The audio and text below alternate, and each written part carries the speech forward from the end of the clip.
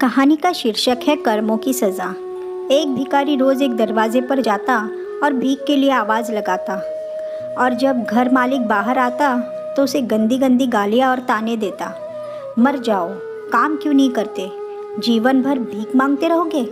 कभी कभी गुस्से में उसे धकेल भी देता, पर भिखारी बस इतना ही कहता, ईश्वर तुम्हारे पापों को क्षमा करे। एक दिन सेठ बड़े गुस्से में था, शायद व्यापार में घाटा हुआ था। वो भिखारी उसी वक्त भीख मांगने आ गया। सेठ ने आव देखा ना ताव, सीधा उसे पत्थर दे मारा। भिखारी के सर से खून बहने लगा। फिर भी उसने सेठ से कहा, ईश्वर तुम्हारे पापों को क्षमा करे, और वहाँ से जाने लगा।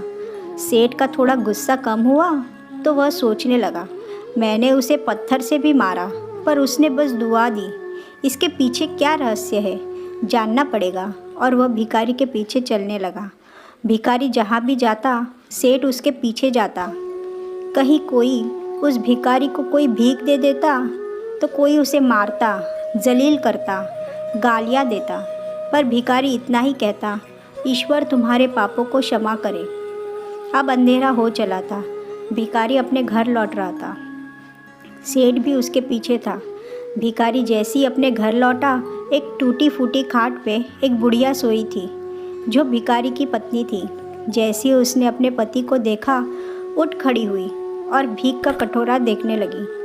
उस भीख के कटोरे में मात्र एक आधी बासी रोटी थी। उसे देखते ही बुढ़िया बोली, बस इतना ही, और कुछ नहीं? और ये आपका सर कहाँ फूट गया? भिखारी बोला, हाँ बस इतना ही, किसी ने कुछ नहीं दिया, सबने गालियाँ दी, पत्थर मारे, इसलिए ये सर फूट गया। भिखारी ने फिर कहा, सब अपने ही पापों का परिणाम है। याद है ना तुम्हें, कुछ वर्षों पहले हम भी कितने रईस हुआ करते थे। क्या नहीं था हमारे पास, पर हमने कभी दान नहीं किया। याद है तुम्हें वो अंधा भिखारी? बुढ़िया की आंखों में आंसू आ गए और उसने कहा, कैसे हम उस अंधे भिखारी का मजाक उड़ाते थे, कैसे उसे रोटियों की जगह खाली कागज़ रख देते थे, कैसे हम उसे जलील करते थे, कैसे हम उसे कभी कभी मार और धकेल देते थे। अब बुढ़िया ने कहा, हाँ सब याद है मुझे, कैसे मैंने भी उसे राह नहीं दिखाई और घर के बने नाले में गिरा दिया था। जब भी वहाँ रोटियाँ मांगता, मैंने बस उसे गालियाँ दी। एक बार तो उसका कटोरा तक फेंक दिया। और वह अंधा भिखारी हमेशा कहता था, तुम्हारे पापों का हिसाब ईश्वर करेंगे, मैं नहीं। आज उस भिखारी की बद्दुआ और हाय हमें ले डूबी।